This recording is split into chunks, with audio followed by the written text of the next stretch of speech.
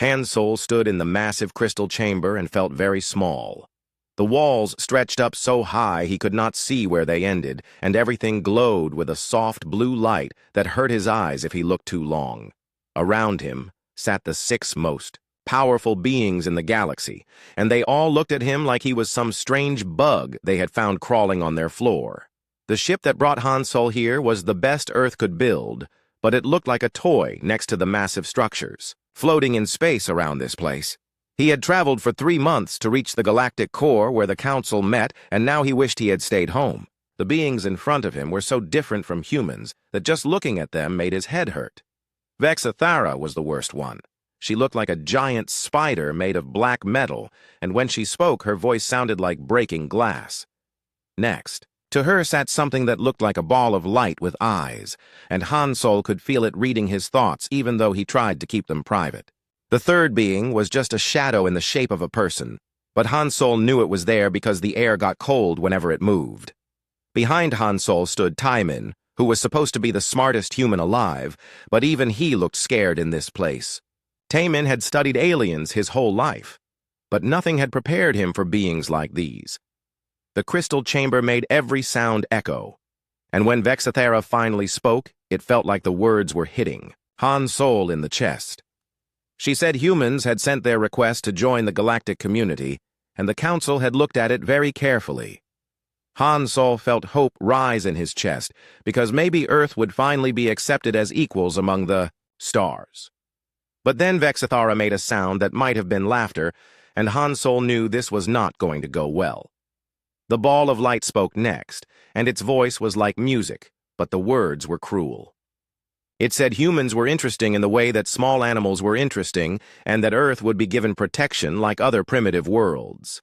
Han Solo felt his face get hot with anger, but he knew he had to stay calm, or Earth would get nothing, at all. He tried to speak about human achievements and the things that made his people special. He talked about art and music and how humans could love so deeply they would die for each other. He talked about how humans never gave up even when everything looked hopeless, and how they could work together to solve any problem. But the more he talked, the more the council seemed amused by his words. The shadow being spoke, and its voice was like winter wind. It said humans had no psychic powers, and their technology was thousands of years behind the rest of the galaxy. It said humans had barely left their own star system and had nothing useful to offer anyone. The worst part was that Han Solo knew all of this was true, and there was nothing he could say to argue with it. Vexathara explained that the galaxy was divided into grades, and humans were being classified as grade 7, which was almost the bottom. She said grade 7 species were given small areas of space where they could live safely, but they were not allowed to travel beyond those borders. She said this was for their own protection, because the galaxy was dangerous for primitive beings who did not understand how things worked. Han Solo asked what humans would need to do to earn a higher grade, and this time all 6 council members made sounds of amusement. The ball of light said humans would need to develop psychic abilities or create technology that was actually useful, or discover something important that the galaxy had never seen before. It said this usually took species many thousands of years, and most never managed it at all. The crystal being that had not spoken before finally opened what might have been a mouth and said humans were welcome to try, but they should not expect success.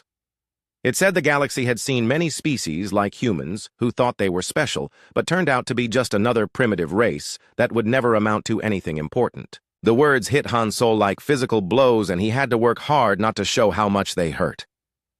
Taimin stepped forward and tried to present the scientific data they had brought.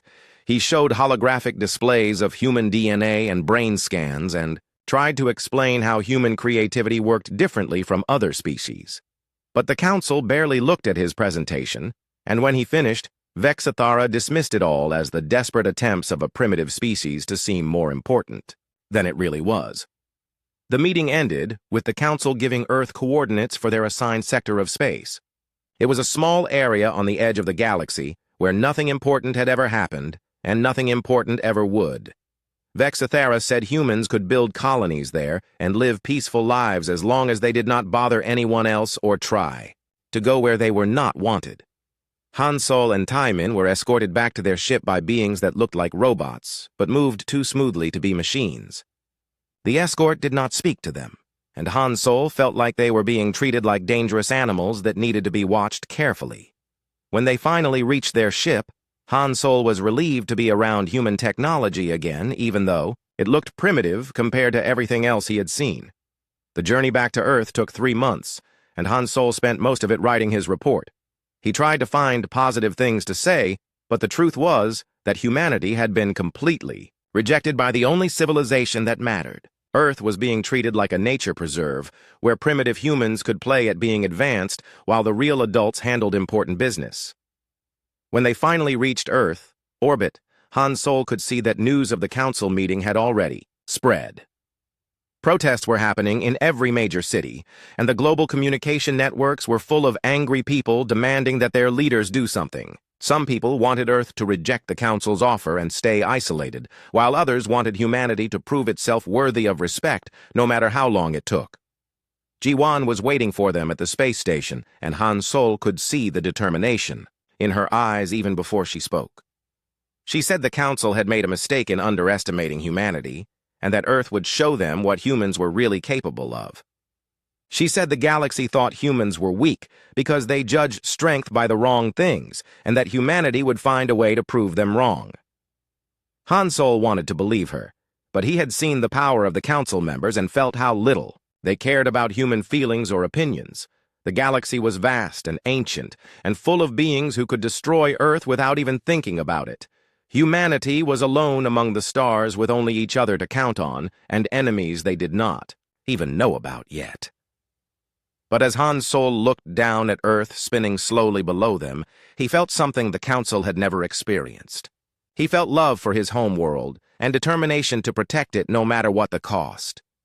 Maybe the Council was right that humans were primitive and weak, but they had underestimated one thing about humanity. Humans never gave up, and when they were backed into a corner, they fought harder than anyone expected.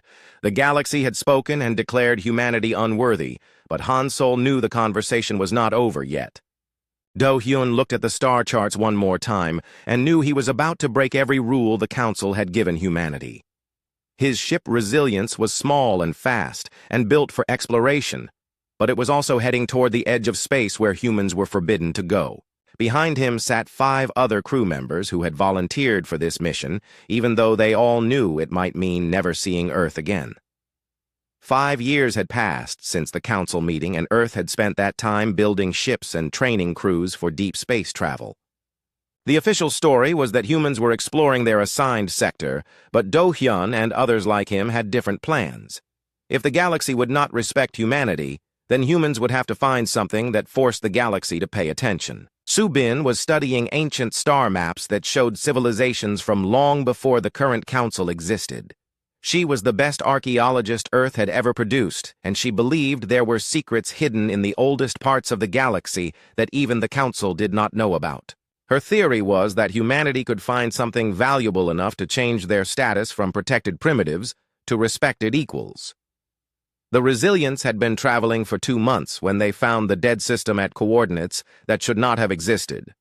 The star was cold and dark, and the planets around it were lifeless rocks, but Su-Bin's instruments detected something that made her eyes go wide with excitement. There were structures on the 3rd planet that were older than any known civilization, and they were still giving off energy signatures after millions of years. Do-Hyun brought the ship down carefully on a world that felt wrong in ways he could not explain. The atmosphere was breathable, but everything was too quiet, and the ruins they found were built on a scale that made human cities look like toy models. The beings who had built this place were giants, and their technology was so advanced that it looked like magic to human eyes. Su-Bin spent days exploring the ruins with scanning equipment while Do-Hyun and the others set up a base camp. What she found changed everything they thought they knew about the galaxy. The ruins belonged to a race called the Harbingers, who had built the first great civilization when the galaxy was young. They had created technology that made the current council look primitive, and they had spread across every star system with knowledge that could remake reality itself. But something had destroyed them completely, and Su-Bin found evidence of what that something was. Hidden in the deepest parts of the ruins were warnings written in symbols that hurt to look at directly. The Harbingers had discovered that there were things living in the darkness between galaxies, and those things were hungry for the energy that advanced civilizations produced.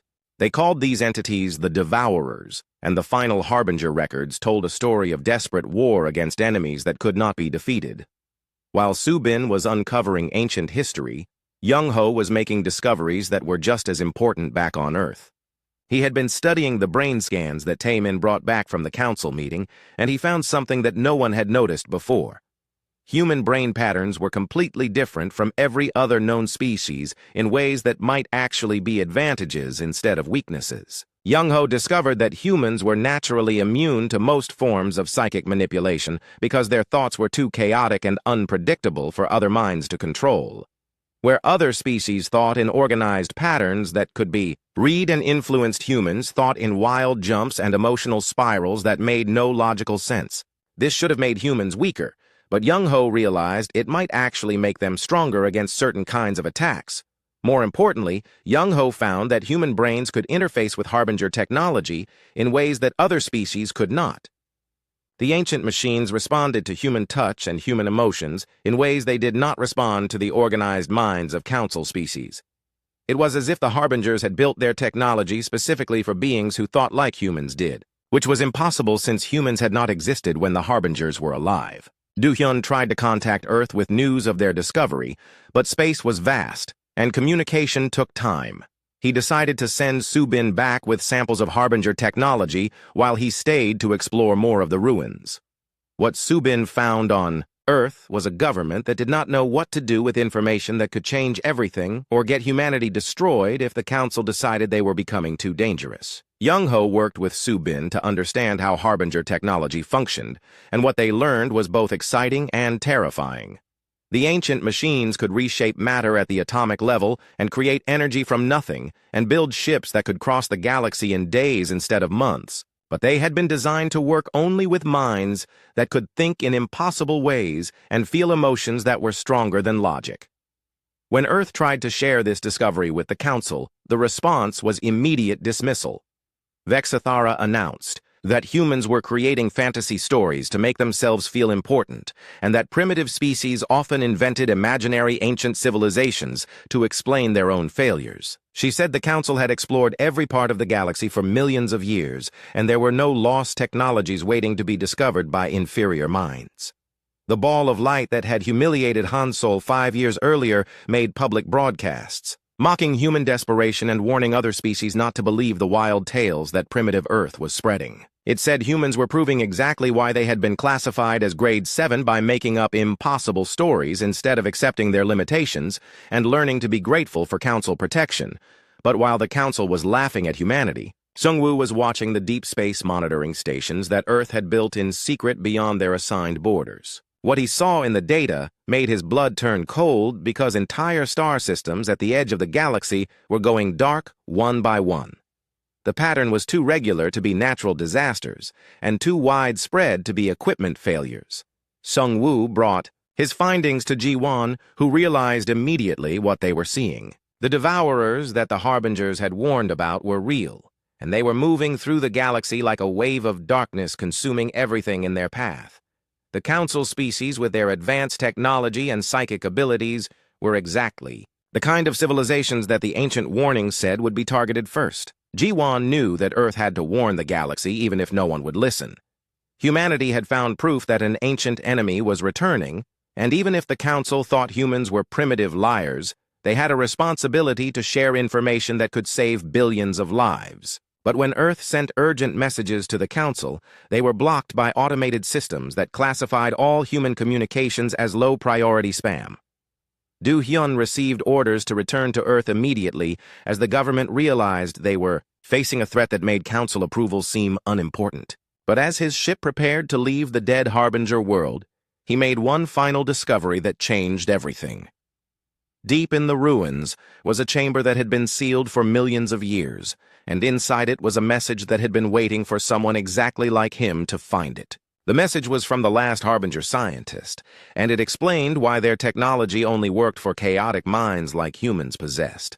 The Devourers could not see or understand beings whose thoughts were too random to predict, and they could not consume civilizations that were too primitive to register as food sources. The Harbingers had designed their final weapons to work only for species that the Devourers would ignore until it was too late. The message ended with coordinates for hidden Harbinger weapons caches scattered throughout the galaxy and instructions for activating technology that could fight the Devourers on equal terms. But it also contained a warning that chilled Do-hyun to his bones. The weapons would only work for beings who were willing to sacrifice everything they cared about to save strangers who despised them, and most species were too logical to make that choice. As Do-hyun's ship raced back toward Earth, he watched the galaxy's edge continue to go dark, and knew that humanity was about to face a test that would determine whether they deserved to survive. The Council had dismissed them as primitive and worthless, but the fate of every living being in the galaxy now depended on whether humans were primitive enough to do what advanced civilizations could not. The Neural Collective died in 17 minutes, and nobody in the galaxy understood how it was possible. One moment their vast psychic network was broadcasting thoughts across 1,000 star systems, and the next moment there was only silence where billions of minds had been. The Council received the last transmission, which was just screaming that cut off in the middle of a word. Min-Soo was commanding the Earth Defense Fleet when the reports started coming in, and what he read made no sense according to everything the galaxy thought it knew about warfare. The Neural Collective had been one of the most powerful civilizations in known space, with technology that could read thoughts across light years and weapons that could destroy planets by thinking about them. Nothing should have been able to touch them, let alone wipe them out completely in less than 20 minutes. But the reports kept coming, and each one was worse than the last. The plasma states, which were beings of pure energy that lived inside. Stars were being drained away like water going down a sink. The silicon hegemony, which had replaced their biological bodies with machines that could repair themselves forever, were sending distress signals that cut off one by one as their worlds went silent. Min-Soo tried to contact the Council to offer Earth's help, but their communications were being filtered by the same automated systems that had been blocking human messages for years. When he finally got through to a minor Council aide, the response was exactly what he expected. The aide said that primitive species should not concern themselves with matters beyond their understanding, and that the Council would handle whatever. Small problems were occurring at the galaxy's edge. Gayun was working with teams of human engineers to modify Earth's ships, using the Harbinger technology that Do-hyun had discovered. What they were learning was that human minds could interface with the ancient machines in ways that seemed to violate every law of physics that the galaxy understood. The weapons responded to emotion rather than calculation, and the shields grew stronger when the people operating them were angry or afraid instead of calm and logical. The breakthrough came when Hyun-woo, who had spent his career designing games for entertainment, realized that the Harbinger technology worked like the most complex game ever created. It required intuition and creativity, and the willingness to try solutions that made no logical sense. Most importantly, it required the ability to think like an individual rather than as part of a collective mind. While Earth was preparing for war, the Devourers were adapting to the galaxy they were consuming. The first attacks had been simple, overwhelming force, but as they encountered more advanced civilizations, they began using the victims' own technology against them. The silicon hegemony's machine consciousness was turned into a virus that spread through their networks and destroyed them from within. The plasma states found their energy being redirected to feed the very entities that were killing them. The celestial dominion, which had existed since before most stars were born, finally acknowledged that something unusual was happening when 3 of their core worlds simply vanished from space-time. These beings were older than the rest of the Council combined, and they had survived every disaster the galaxy had ever faced, but even they had never seen anything like what was happening now. Hyun-woo's analysis of the attack patterns revealed something that terrified everyone who understood what it meant. The Devourers were not just consuming civilizations randomly, but were specifically targeting the most advanced species first. They seemed to be able to sense psychic ability and technological development, and they were drawn to exactly the kinds of minds that the Council valued most highly. This explained why the Neural Collective had died first, and why the Council's most powerful members were vanishing while primitive worlds were being ignored. The Devourers could not see species that registered below a certain level of development, which meant that humanity's low classification might actually be protecting them from detection, Minsu realized that Earth had been given an incredible opportunity and a terrible responsibility. If the Devourers could not detect primitive species, then humans might be able to move through the galaxy unnoticed and strike at the enemy when they were not expecting it. But this would require Earth to convince the surviving council members to trust beings they had spent years dismissing as worthless. The first direct contact between humanity and the Devourers happened when one of Earth's scout ships encountered what had once been a neural collective research station.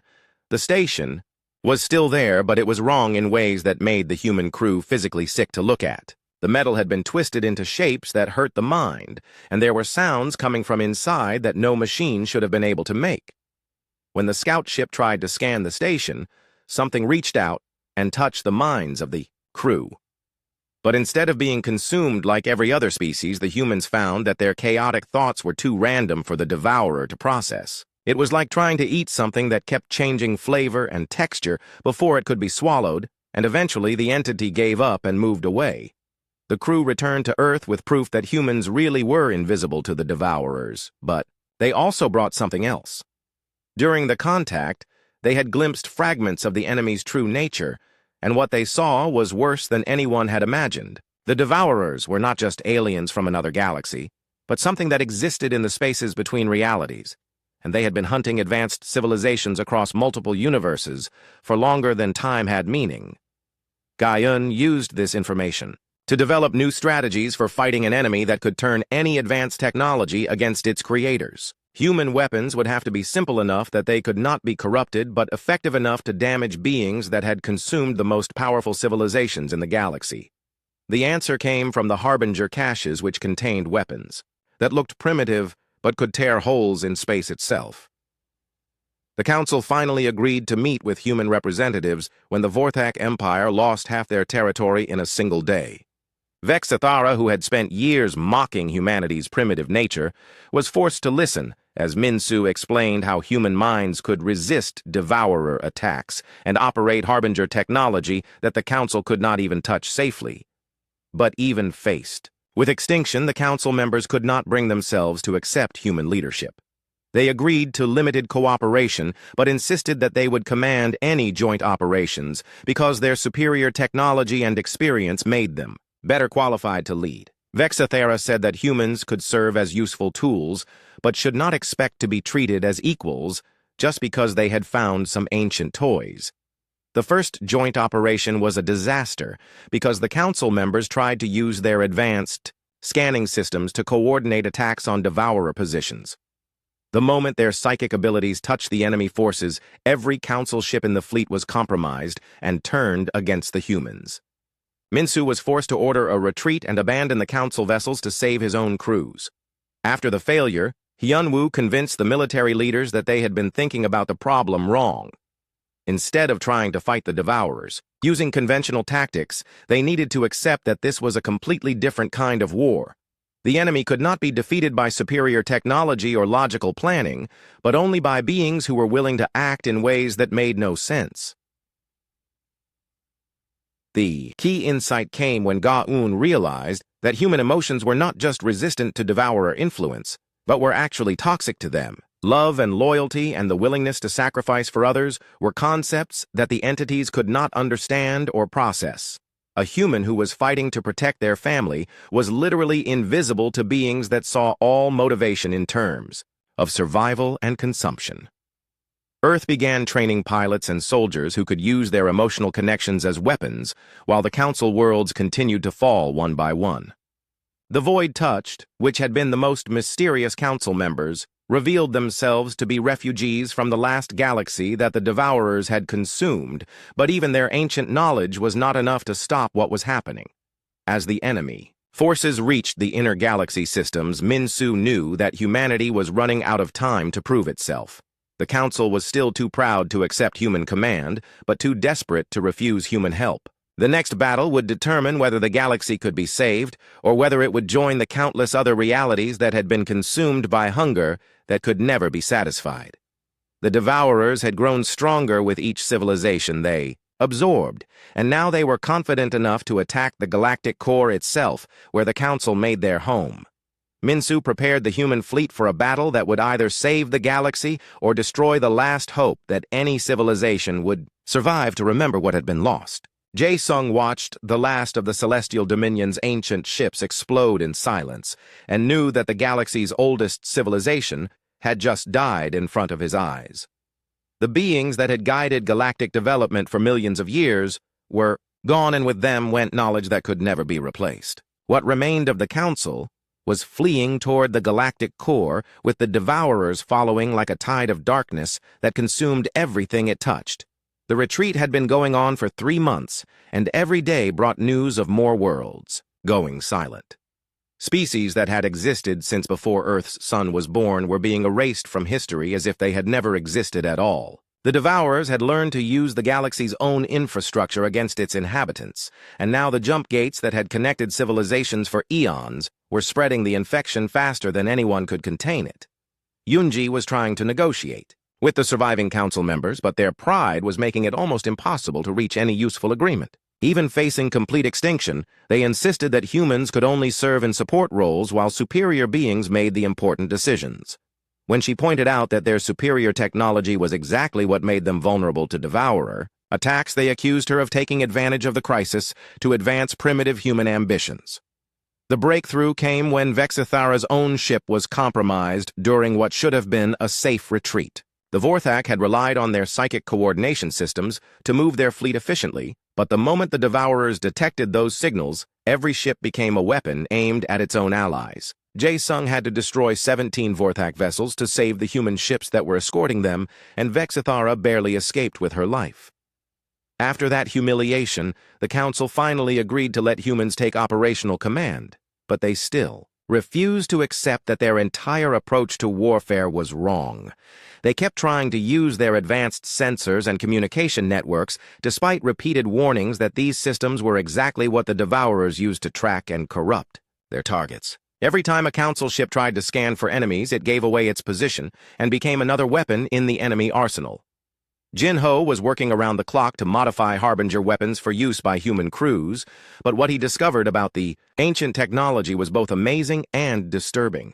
The weapons literally fed on human emotions and grew more powerful when operated by people who had strong feelings about protecting others. A pilot who was fighting to save their family could generate more energy than a fusion reactor, while a soldier who was motivated only by duty or logic could barely make the weapons function at all.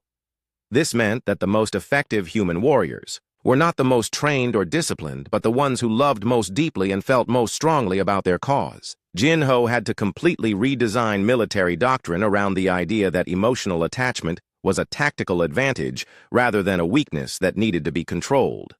The final stand began when the Devourers reached the galactic core and started attacking the massive energy collectors that powered Council civilization. These ancient machines had been built to harvest power from the galactic center's black hole, and they generated more energy than most stars produced.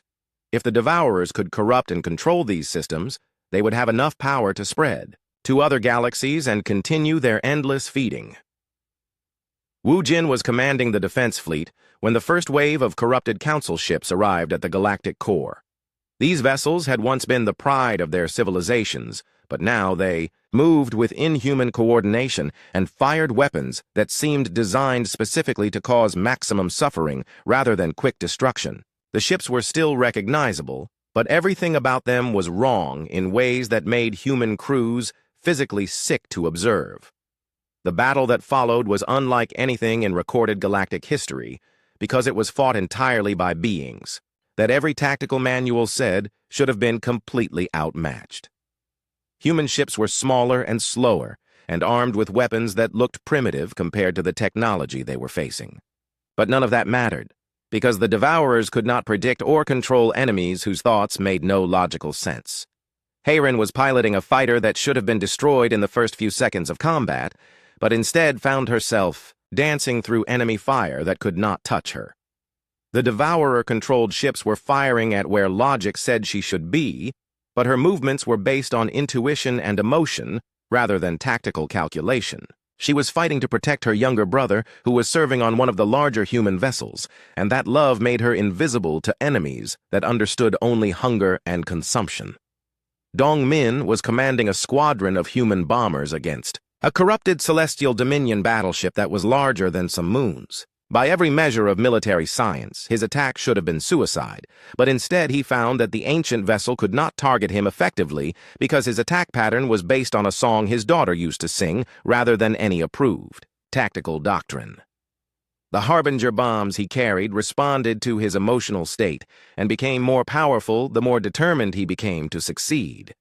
But even as the human forces achieved impossible victories, the Devourers were adapting to their new enemies. The entities began using the galaxy's own infrastructure as weapons, and suddenly every communication relay and navigation beacon became a potential threat. Ancient stargates that had carried travelers safely for millions of years started opening, portals to places that should not exist, and releasing horrors that had been waiting in the darkness between spaces. So Young was coordinating the defense from a command ship that was barely holding together under the strain of battle when she realized that the Devourers had found a way to turn the galactic core itself into a weapon. The massive black hole at the center of the galaxy was being manipulated to generate gravity waves that could crush planets, and the energy collectors were being modified to broadcast signals that drove entire populations insane with despair.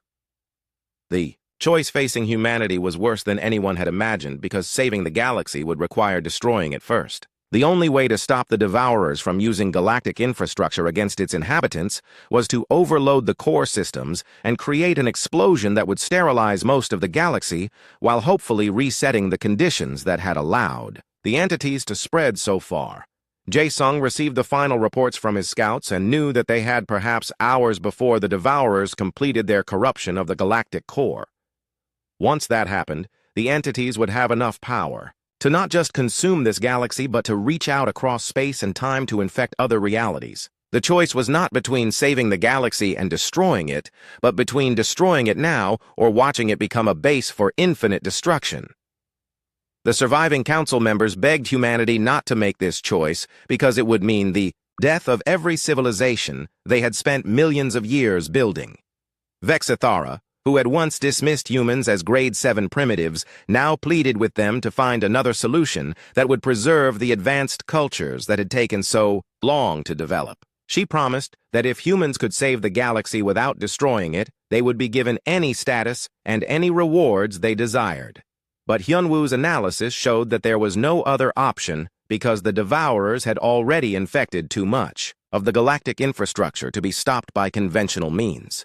The only hope was to gamble everything on a plan that might save future generations, even if it meant sacrificing everyone currently alive. It was exactly the kind of choice that logical species would never make, but humans were not logical, and they had learned that sometimes the impossible choice was the only right choice.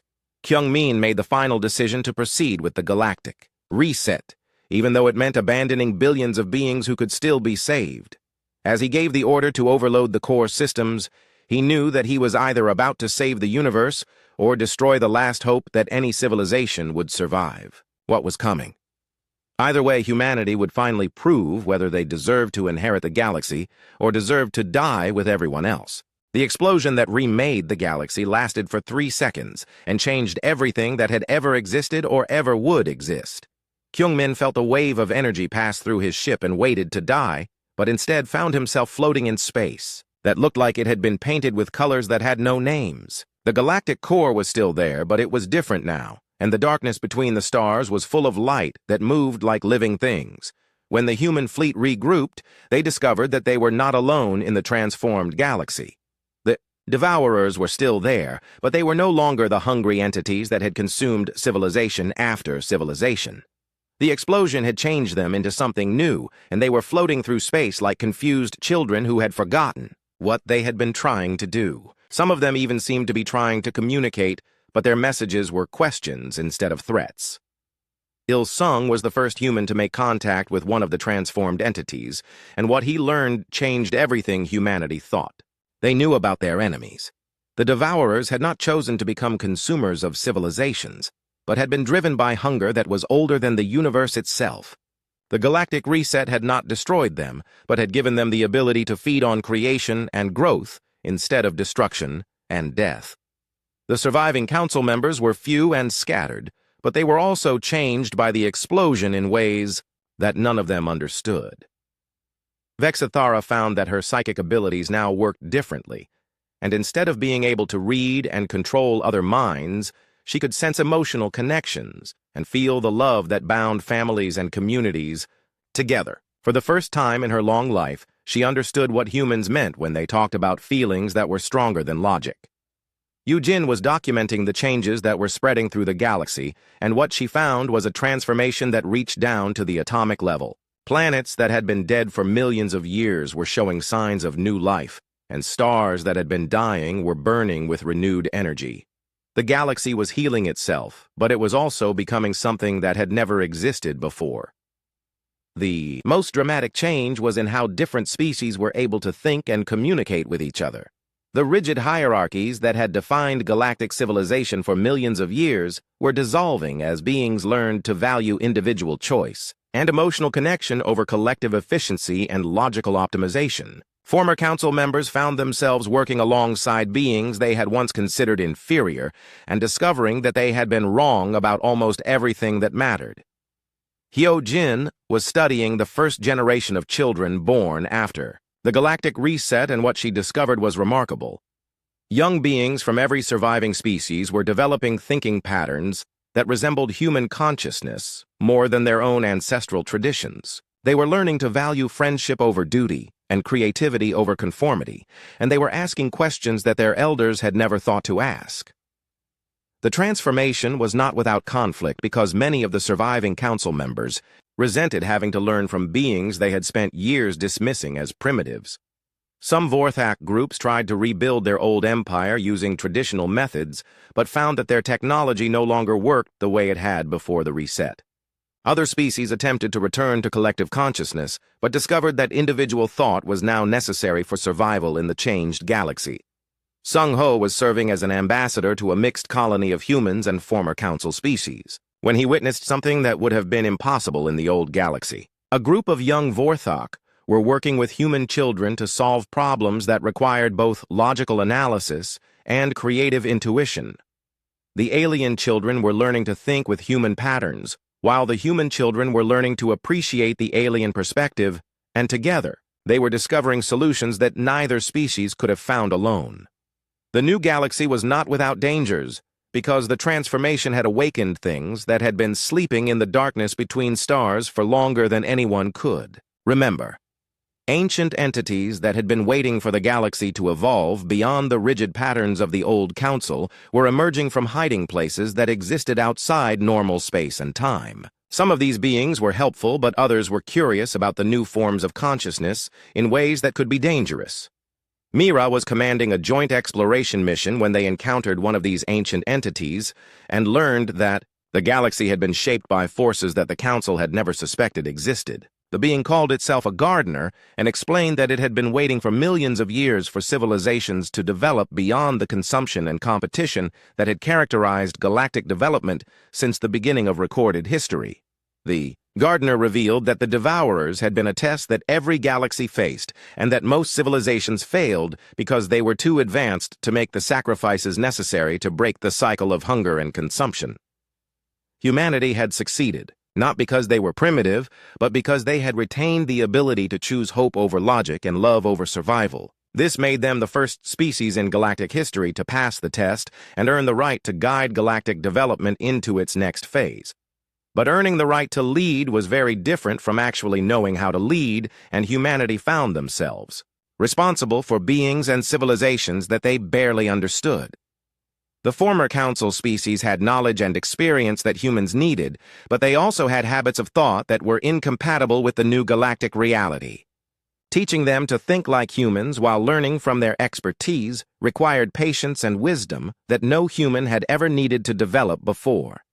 The solution came from the children who were growing up in the transformed galaxy, because they were learning to think in ways that combined the best aspects of every species. Human creativity and alien logic merged into new forms of consciousness that could solve problems that had been impossible for either species alone. These hybrid thinkers became the bridge between the old galaxy and the new one. The rebuilt council that eventually emerged was unlike anything that had existed before, because it was based on cooperation rather than dominance, and on emotional connection rather than logical hierarchy. Representatives from every species worked together as equals, and decisions were made by consensus rather than by the commands of superior beings. It was messy and inefficient, and completely different from the ordered civilization that had existed before, but it was also more creative and more resilient than anything the galaxy had ever seen. Years passed, and the new galactic civilization grew stronger as species that had once been enemies learned to work together as partners. Trade networks were rebuilt around the exchange of ideas rather than resources, and exploration missions were launched not to claim territory, but to discover new forms of beauty and wonder. The galaxy became a place where differences were celebrated, rather than feared, and where every species could contribute something unique to the common good. The final test came when signals were detected from another galaxy, where the same cycle of consumption and destruction was beginning to repeat itself. The reformed devourers, who now called themselves nurturers, asked if they could travel to this distant galaxy and offer the same choice that humanity had made. They wanted to give other civilizations the opportunity to break free from the patterns of hunger and competition that had trapped so many species for so long. Mira, who was now the senior representative of the human government, gave permission for the mission, but also insisted that human volunteers accompany the nurturers to ensure that the offer was made with the same combination of love and sacrifice that had saved their own galaxy. The ships that departed carried beings from every surviving species, and they traveled not as conquerors, but as teachers, who had learned that the greatest strength came from the willingness to give everything for strangers who might not deserve salvation.